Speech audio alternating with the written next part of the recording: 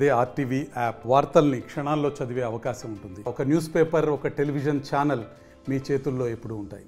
So ఈ పరిస్థితి మారడానికి ఈ విద్యుత్ శాఖ honourable prime minister of India, central government వీళ్ళంతా ఒక స్కీమ్ తో వచ్చారు. అది పిఎం సూర్య గారు.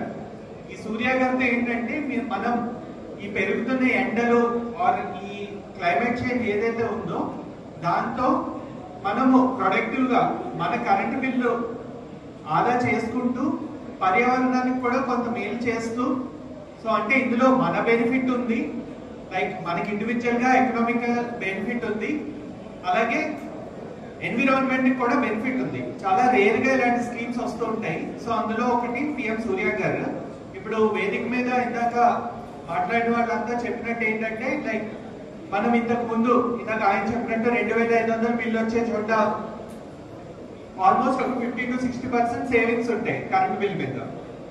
అండ్ ఇక్కడ బెస్ట్ పార్ట్ ఏంటంటే గవర్నమెంట్ ఏదైతే ఉందో 30,000 సబ్సిడీ ఇస్తుంది పర్ 1 కిలోవాట్. కంట్రీకి, దేశానికి ఏదో సేవ చేసే లేదు, ఇలాంటి స్కీమ్స్ లో సబ్స్క్రైబ్ చేసుకోవడం వల్ల మీకు పర్సనల్ గా బెనిఫిట్ ఉంటుంది. అండ్ అలాగే ఎన్విరాన్మెంట్ కి మీరు కొంత బెనిఫిట్ చేసిన వాళ్ళు అవుతారు. So as a sustainable source of energy solar ని ప్రమోట్ చేద్దాము. ఈ స్కీమ్ ని అందరూ ఎంకరేజ్ చేయాలని కోరుకుంటున్నాను. థ్యాంక్ యూ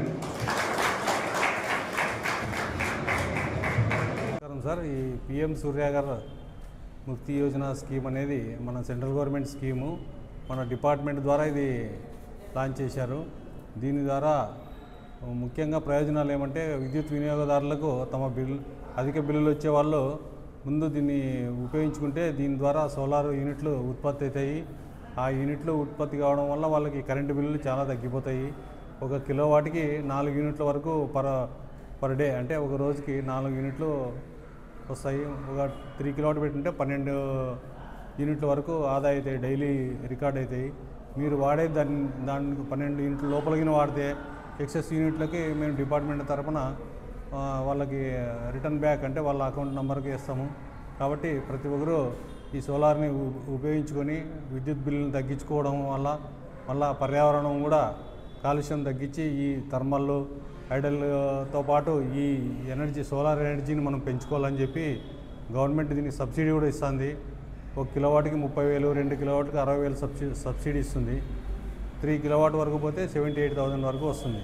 కాబట్టి ఈ సబ్సిడీ వచ్చినప్పుడు మనం ప్రతి ఒక్కరు వినియోగించుకొని ఈ సబ్సిడీ పొంది అందరూ సోలార్కి ముందుకు రావాలని మన ఆదోని విద్యుత్ వినియోగదారులందరికీ నేను సవినయంగా మీ పత్రికాముఖంగా నేను వాళ్ళని విజ్ఞప్తి చేస్తున్నాను. దీనికి ప్రతి ఒక్కరూ సహకరించి వాళ్ళ మిద్దె పైన వాళ్ళకి సోలార్ పెట్టుకోవడానికి ఎండ తగిలేటట్లు పెట్టుకుంటే, ప్లాన్ చేసుకుంటే చాలు. ఇంకా ఏమైనా డౌట్స్ ఉంటే కూడా మా విద్యుత్ అసిస్టెంట్ ఇంజనీర్లు కానీ, ఏడీని కానీ, డీని కానీ ఎవరిని అడిగినా కూడా మా ఆఫీస్కి వచ్చినా కూడా వాళ్ళకి ఆఫీసులోనే రిజిస్ట్రేషన్ అన్నీ చేపిస్తాము.